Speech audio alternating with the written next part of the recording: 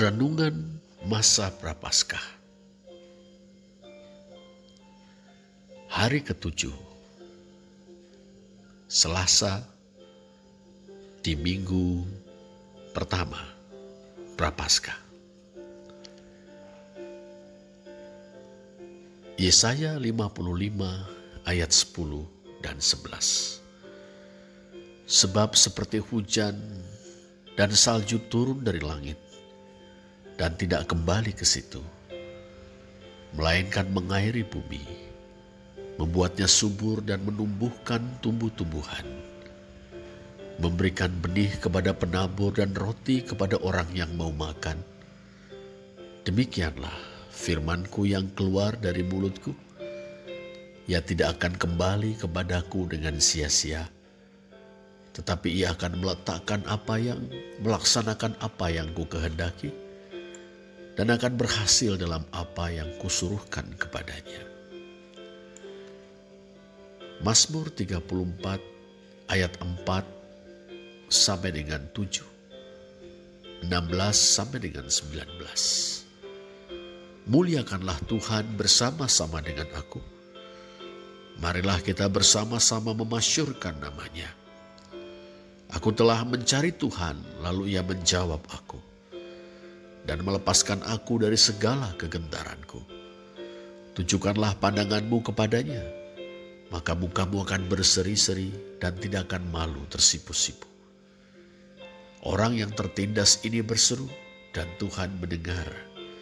Ia menyelamatkan dia dari segala kesesakannya.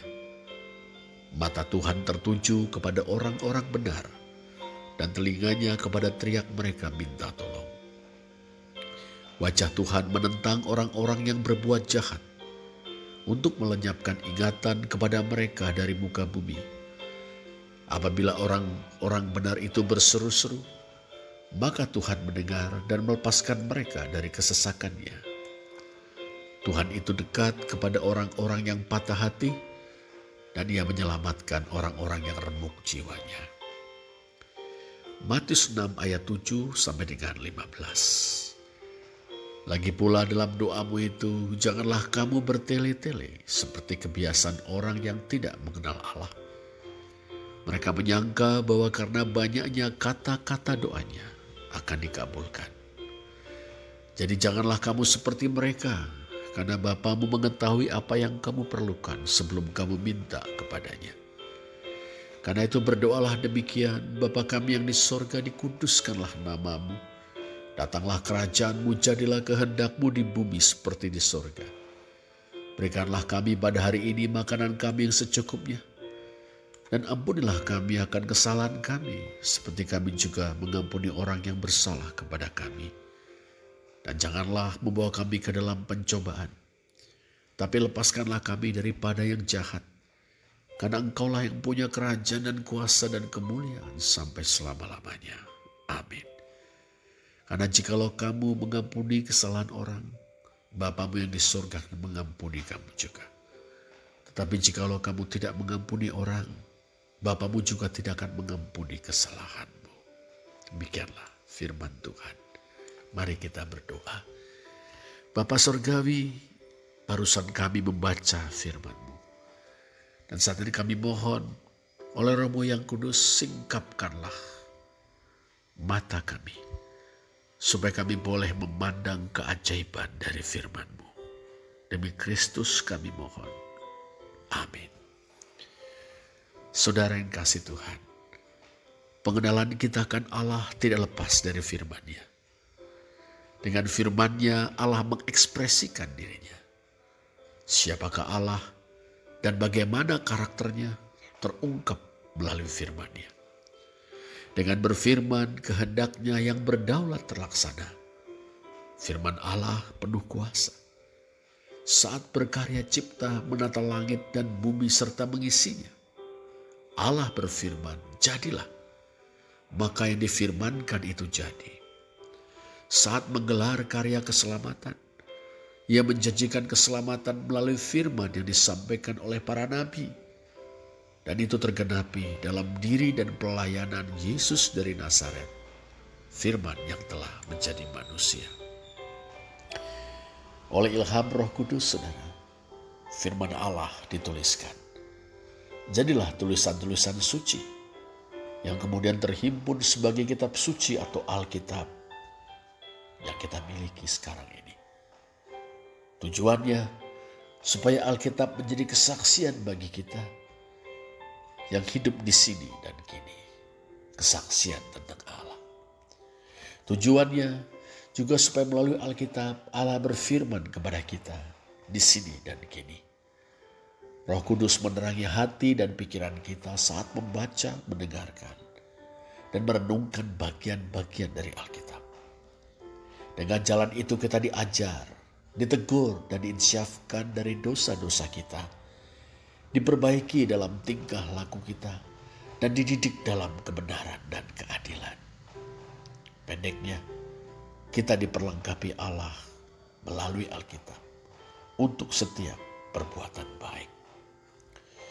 Di samping Alkitab, saudara, kita mengenal doa.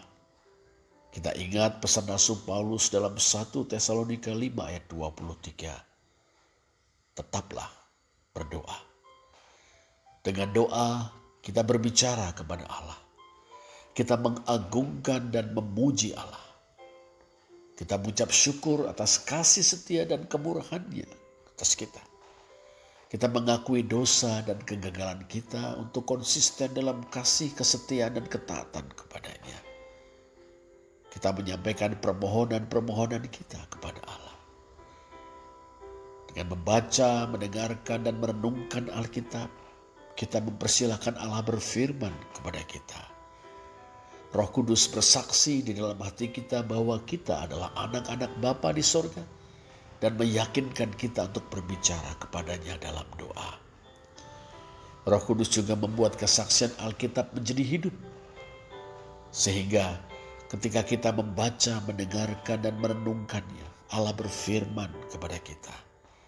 Demikianlah, dengan doa kita berbicara kepada Allah.